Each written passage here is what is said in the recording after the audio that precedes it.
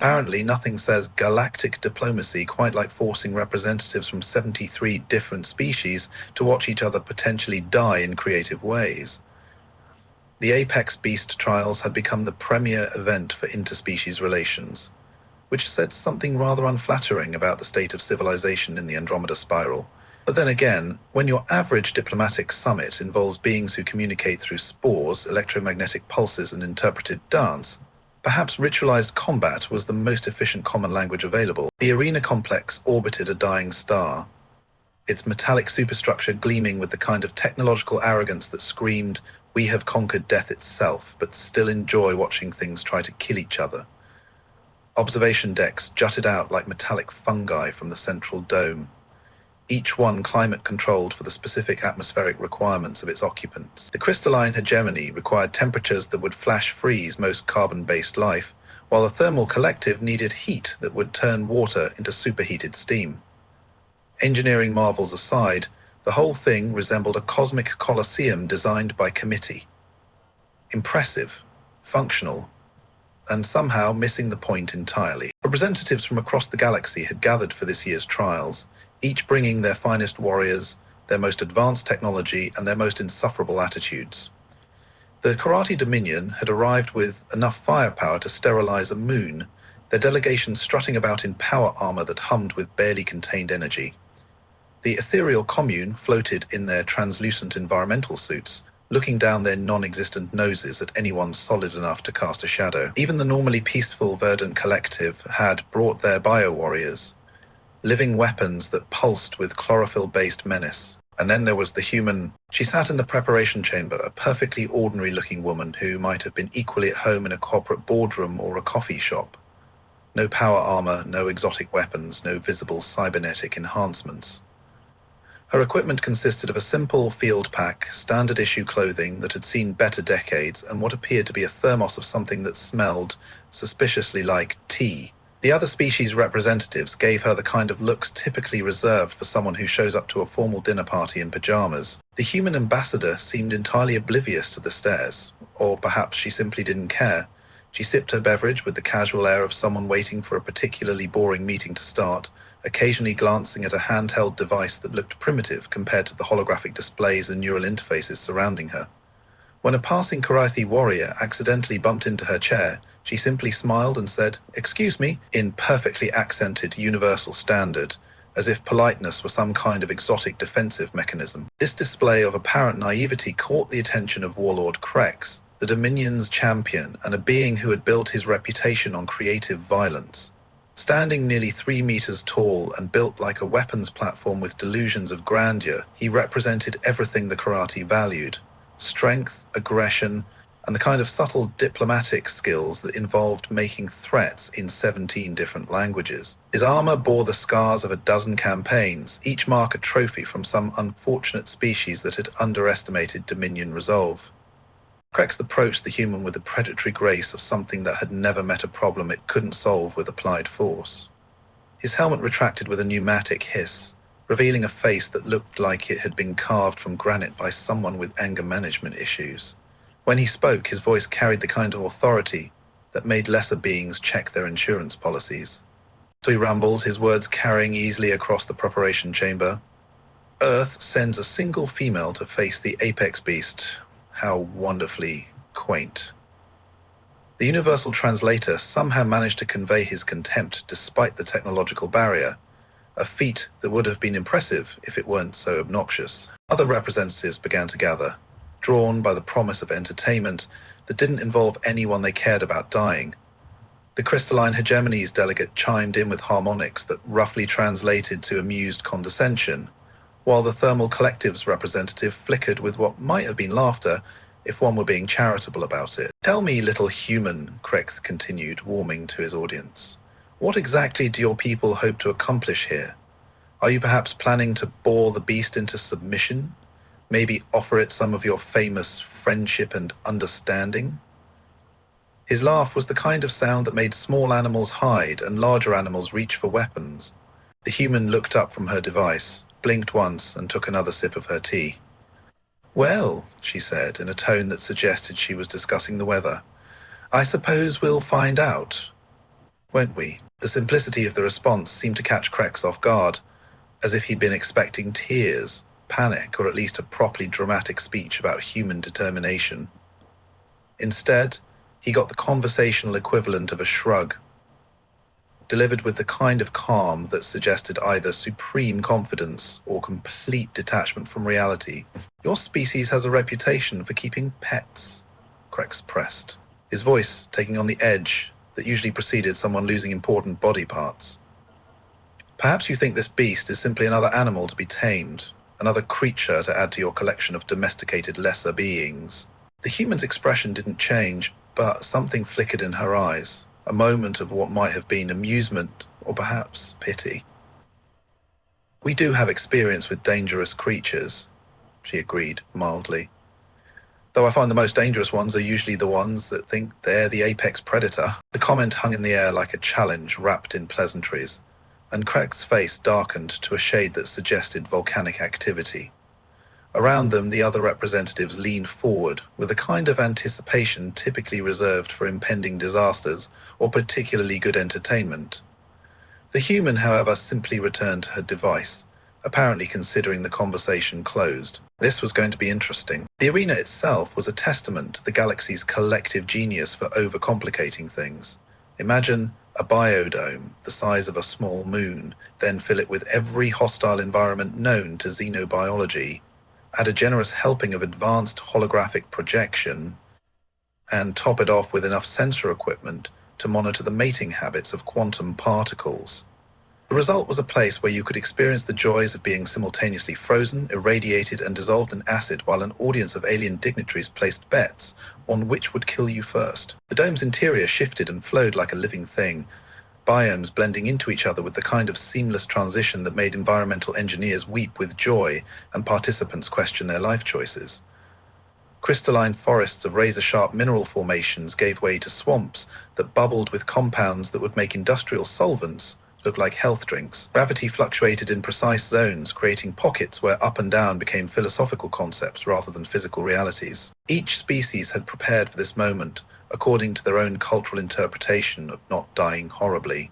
The Karate Dominion's warriors had equipped themselves with enough firepower to crack a planet's crust, their power armor humming with energy shields that could deflect stellar radiation. The ethereal commune had brought weapons that existed in 17 dimensions simultaneously, though they kept flickering out a visible spectrum whenever someone tried to look directly at them. It was just a gathering of fear, but everyone in their home generosity drew nearer and nearer to an awesome symbolism. The Verdant Collective's bio-warriors had grafted themselves with living armor that squirmed and adapted in real time, turning their bodies into evolutionary laboratories of creative lethality. And then there was the human, who had apparently decided that the best preparation for facing cosmic horror was to finish her tea and check her watch. She stood at the arena's edge, wearing what could generously be called hiking clothes, and carrying what appeared to be a standard emergency kit. No energy weapons, no adaptive armor, no exotic technology that bent the laws of physics into uncomfortable positions. Just a middle-aged woman who looked like she was about to take a pleasant stroll through a particularly dangerous park. The other participants gave her the kind of looks usually reserved for someone who shows up to a nuclear war with a pointed stick. The betting pools and the observation decks had already written her off as statistical noise, though a few enterprising Ferengi had started a side bet on exactly how many seconds she'd survive. The current over-under was sitting at 12 seconds, which seemed optimistic given what was about to be released.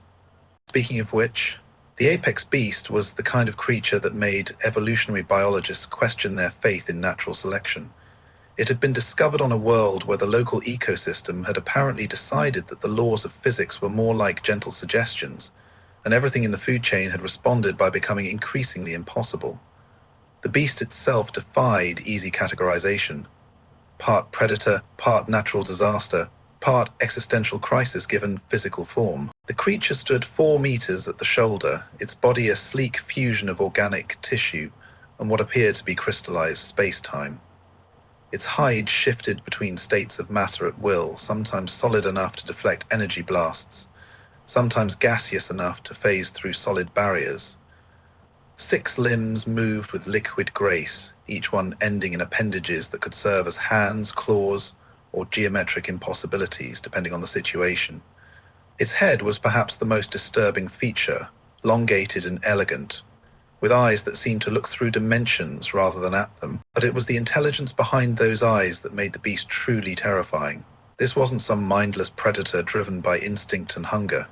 This was a being that understood tactics, that could learn and adapt, that seemed to take a perverse joy in dismantling the carefully laid plans of species that considered themselves apex predators. Previous trials had shown it could analyze technology in real time, predict behavioral patterns and counter strategies with the kind of efficiency that suggested it might actually be enjoying the intellectual challenge. The arena's central platform began to descend, carrying the participants toward the dome's interior. Around them, the various biomes pulsed with anticipation, as if the environment itself was eager to participate in the coming chaos. Holographic displays showed the beast's location, currently prowling through what appeared to be a maze of gravitational anomalies, its form shifting between dimensions as it moved. Krax stood at the platform's edge, his massive form radiating the kind of confidence that came from never having met a problem he couldn't solve with extreme violence. His weapons systems powered up with sounds that suggested they were eager to begin their work, energy readings that made the platform's safety systems nervous. Around him, the other warriors made their final preparations, checking equipment, running diagnostics, and generally behaving like professionals who took their job of not dying seriously. The human, meanwhile, had found a relatively comfortable spot to sit, and was apparently taking in the scenery. She pulled out what looked like a simple field notebook, and began sketching the various biomes, occasionally pausing to sip from her thermos. When the platform's AI announced that they were approaching the release point, she simply nodded and closed the notebook, as if she'd been informed that her train was approaching the station. The platform came to rest in a clearing that seemed almost peaceful compared to the hostile environments surrounding it. Trees that photosynthesized radiation cast impossible shadows, while flowers that existed in multiple dimensions simultaneously swayed in breezes that carried the scent of ozone and possibility. It would have been almost beautiful, if not for the fact that everything in sight was designed to kill visitors in increasingly creative ways. The moment of release arrived with the kind of ceremony that only bureaucracy could provide. Holographic displays counted down from 10, various species offered prayers to their respective deities, and betting pools closed with the finality of economic inevitability. When the countdown reached 0, the platform's barriers dropped, and the participants were officially on their own. The response was immediate, and exactly what anyone with functioning survival instincts would expect. The karate warriors spread out in tactical formation, their weapons sweeping the area for threats. The ethereal commune phased partially out of normal space, becoming translucent wraiths that flickered between realities. The verdant collective's bio-warriors began adapting to the local environment, their living armor sampling the air and adjusting their biological systems accordingly. And the human sat down on a fallen log, opened her thermos, and poured herself another cup of tea. The collective reaction from the observation decks was the kind of stunned silence usually reserved for watching someone juggle fusion grenades. Here was a being who had just been released into an environment specifically designed to kill her, and she was having a beverage break. The betting pools frantically recalculated odds, though most gave up and simply listed her survival chances as mathematically improbable. In the distance, something roared with the kind of sound that made reality itself consider filing a noise complaint. The apex beast had noticed the new arrivals, and from the harmonic resonance of its call, it was either very angry or very hungry. Possibly both. The hunt was about to begin. The next few minutes unfolded with the kind of choreographed chaos that military strategists dream about and medical personnel have nightmares over. The karate warriors had barely finished establishing their perimeter when the first wave of environmental hazards decided to introduce themselves. Crystalline spires erupted from the ground with the enthusiasm of geological processes on performance enhancers, while pools of what appeared to be liquid mathematics began dissolving anything foolish enough to maintain a consistent molecular structure. The ethereal commune's representatives flickered between dimensions like cosmic strobe lights, their exotic weapons carving holes in space-time that made the local gravity field hiccup. The verdant collective's bio-warriors had adapted so aggressively to the hostile environment that they were beginning to resemble the scenery more than their original forms, which was either evolutionary brilliance or a deeply disturbing case of professional dedication. Janet poked the flimsy case of logic. Through it all, the human sat on her log, sipping tea and watching the proceedings with the detached interest of someone observing a particularly energetic sporting event. When a crystalline formation sprouted uncomfortably close to her position, she simply moved her thermos out of the way and continued her beverage consumption. When gravity briefly decided to flow sideways, she adjusted her posture with the practiced ease of someone who had clearly dealt with worse inconveniences during her morning commute. This display of cosmic nonchalance was interrupted by a sound that made the previous roar seem like a gentle throat clearing. The apex beast had arrived, and it was not pleased with the current state of affairs. The creature materialized from what appeared to be a fold in space itself, its form shifting between states of matter as it surveyed the arena with a kind of calculated interest that suggested it was already planning everyone's demise in alphabetical order. The various warriors responded with the kind of immediate violence that their respective cultures had spent millennia perfecting. Energy beams that could core asteroids lanced through the air, exotic matter weapons rewrote local physics, and bioprojectiles that existed in 17 dimensions simultaneously filled the space between the beast and its would-be challengers. The creature moved through this apocalyptic light show with fluid grace, its form adapting to each attack with the casual efficiency of someone swatting away particularly persistent insects. What followed was less a battle and more a demonstration of why the beast had earned its reputation. The Karathi warriors found their energy shields useless against claws that existed in multiple dimensions simultaneously. The ethereal commune discovered that phasing out of normal space provided no protection against a predator that hunted across realities. The Verdant Collective's bi-warriors learned that their adaptive armor was no match for something that could rewrite biological systems in real time. Within minutes, the arena had been transformed into a cosmic horror show, with various species representatives either fleeing in panic or being systematically dismantled by a creature that seemed to be enjoying the intellectual challenge. The observation decks buzzed with the kind of nervous energy that came from watching professionals get professionally destroyed by something that made their worst nightmares look like pleasant daydreams. And through it all, the human remained seated on her log, apparently fascinated by the tactical display unfolding before her. She had pulled out her notebook again and was sketching the beast's movements with the focused attention of someone documenting a particularly interesting scientific phenomenon. When Krech's retreat brought him stumbling past her position, his armor smoking from wounds that defied conventional geometry, she looked up from her drawing and offered him her thermos. "You look like you could use some tea," she said, in the same mild tone she might have used to comment on the weather. Krech stared at her with the kind of expression usually reserved for encountering fundamental violations of reality, then continued his strategic withdrawal without comment. The human shrugged and returned to her sketching, apparently unbothered by the fact that cosmic death was systematically working its way through the arena's occupants. The beast, having finished its demonstration of superior tactical thinking, turned its attention to the sole remaining participant. It approached with a kind of deliberate grace that suggested it was either very confident or very curious about this strange being who had shown no inclination to flee or fight.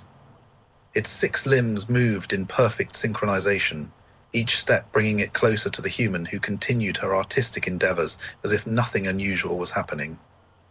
To the unquestioning eye, it was as if nothing unusual was happening. The creature stopped approximately 3 meters away, its massive form towering over the seated human, its head tilted with the kind of movement that suggested intense study, as if it were trying to categorize something that didn't fit into its extensive database of things that could be killed, eaten, or intimidated.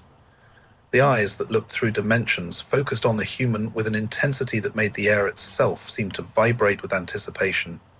The human looked up from her notebook, met the beast's gaze, and smiled. Not the kind of smile that suggested fear or desperation, but the warm, genuine expression of someone encountering something genuinely interesting. She closed her notebook, set it aside, and remained perfectly still, her posture relaxed but attentive. "Hello there," she said, softly, her voice carrying the kind of calm that suggested she was greeting a neighbor's pet rather than a cosmic horror. "You're absolutely magnificent, aren't you?" The beast's response was to lower its head slightly, bringing those impossible eyes closer to the human's face. The observation decks had gone completely silent, as if the entire galactic community was holding its breath. Betting pools suspended operations, tactical analysts stopped analyzing, and even the arena's environmental systems seemed to pause in their cycle of creative lethality. What happened next would be discussed in xenobiological circles for generations. The apex beast, the creature that had systematically dismantled some of the galaxy's most advanced warriors, carefully lowered its massive head and gently placed it in the human's lap. The gesture was so deliberate, so precise, that it could only be interpreted as a conscious choice, rather than some kind of predatory positioning. The human's response was to reach out slowly and gently stroke the creature's crystalline hide, her touch light but confident. The beast's eyes closed, and a sound emerged from its throat that was less raw and more purr, if purrs could exist in multiple dimensions simultaneously and carry harmonic frequencies that made quantum physicists weep with joy. The silence in the observation decks stretched on for what felt like geological ages, broken only by the soft sounds of the human's gentle reassurances and the beast's contented rumbling. In the betting pools, computers began displaying error messages as they tried to calculate odds for a scenario that had never been considered mathematically possible. Prext, watching from his position behind a partially melted rock formation, made a sound that would have been laughter if it hadn't been filtered through several layers of existential crisis. The Warlord, who had built his reputation on understanding the nature of strength and dominance, was witnessing something that challenged every assumption he'd ever held about power, predation, and the natural order of things. The human continued her gentle ministrations, speaking in soft tones that seemed to calm the beast even further. Her words were too quiet to be picked up by the arena's audio systems, but her meaning was clear in the universal language of compassion and understanding. She wasn't trying to dominate or control the creature. She was simply acknowledging its existence and treating it with the kind of respect that transcended species boundaries. The beast, for its part, seemed to be experiencing something approaching bliss. The creature that had terrorized the galaxy's finest warriors was behaving like an oversized pet seeking affection from its favorite human. The contradiction was so profound that several species representatives required immediate medical attention, for symptoms ranging from cognitive dissonance to complete philosophical breakdown. In the gentle afternoon light of the arena's artificial sun, filtered through the dome's atmospheric processes, the scene took on an almost pastoral quality, a human and a cosmic horror, sharing a moment of perfect understanding in an environment designed to showcase the galaxy's capacity for creative violence. It was, depending on one's perspective, either the most beautiful thing ever witnessed or the most disturbing violation of natural law ever recorded. The universe, it seemed, still had a few surprises left. The collective gasp from the observation decks was audible even through the arena's sound dampeners, a symphony of disbelief that transcended species barriers. Translators across 73 different languages struggled to find adequate expressions for what they were witnessing, eventually settling on variations of what the actual cosmic horror is happening down there. The crystalline hegemony's representatives produced harmonics that roughly translated to "does not compute," while the thermal collective flickered with patterns that suggested their entire worldview was undergoing rapid recalibration. Prext emerged from his makeshift shelter, his massive form moving with the kind of careful precision that suggested he was navigating through a reality that had suddenly become unreliable. His armor systems were still sparking from his encounter with the beast, but the wounds seemed secondary to the deeper damage being inflicted on his understanding of how the universe was supposed to work. He approached the scene with the cautious steps of someone who had just discovered that gravity might be optional. "This is impossible," he declared, his voice carrying the kind of authority that had once made star systems surrender without firing a shot. The beast responds only to strength, to dominance. It recognizes only the apex predator. The human looked up from her gentle ministrations, her expression carrying the patient tolerance of someone explaining something obvious to a particularly slow child. "Maybe," she said, continuing to stroke the creature's crystalline hide. "The problem is with your definition of strength." The beast's purring intensified, the sound creating harmonic resonances that made the arena's structural supports hum in sympathy. The creature's eyes remained closed, its massive form relaxed in a way that suggested complete trust and contentment. It was, by any reasonable measure, the most dangerous being in known space, acting like an oversized house cat. Prax's response was predictable in the way that natural disasters were predictable, inevitable, destructive, and ultimately pointless. He raised his remaining functional weapon, its energy readings climbing to levels that would have made small suns nervous. "I will not be humiliated by some primitive display of weakness," he snarled, his voice carrying the kind of rage that came from having fundamental assumptions challenged. The beast's eyes opened. What followed was less a demonstration of violence and more a physics lesson delivered with extreme prejudice. The creature moved with liquid grace, its form shifting between states of matter as it flowed from the human's lap to Krecht's position. The Warlord's weapon discharged once, its energy beam carving a hole through space-time that would have impressed theoretical physicists if they hadn't been too busy hiding under their desks. The blast struck the beast's crystalline hide and simply stopped. Not absorbed, not deflected, but incorporated into the creature's form like a particularly colorful tattoo. The beast's response was to gently place one of its appendages on Krecht's chest and push, sending the massive warrior tumbling backward with the casual effort of someone moving furniture. The human watched this exchange with the kind of mild interest she might have shown for a particularly energetic dance performance. When the beast returned to her side, she resumed her gentle stroking, and the creature settled back into its previous position with obvious satisfaction. "You see," she said, addressing the stunned audience in the observation decks as much as Krext, "the funny thing about apex predators is that they're usually smart enough to recognize when they're not the apex predator anymore." She paused to take another sip of tea, apparently finding the beverage more interesting than the cosmic implications of what had just occurred. "And the really smart ones understand that sometimes the strongest thing you can do is choose not to fight." The aftermath played out with the kind of bureaucratic efficiency that only galactic civilization could provide. Emergency medical teams retrieved the various wounded warriors, their equipment scanning for injuries that defied conventional medical understanding. Diplomatic corps rushed to draft new treaties that would account for humanity's suddenly elevated status in the galactic hierarchy.